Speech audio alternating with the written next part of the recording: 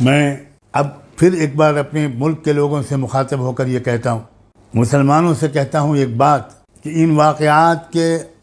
ذریعے سے، ان واقعات کا یہ فائدہ اٹھاؤ کہ میرے پیاروں، میرے عزیزوں، واپس آ جاؤ، دامن مصطفیٰ سے لپٹ جاؤ۔ یہ موقع ہے اس وقت۔ میں تمہیں نصیحت نہیں کرتا، میں پیار بھرا مشورہ دیتا ہوں میرے عزیزوں، میرے نوجوانوں،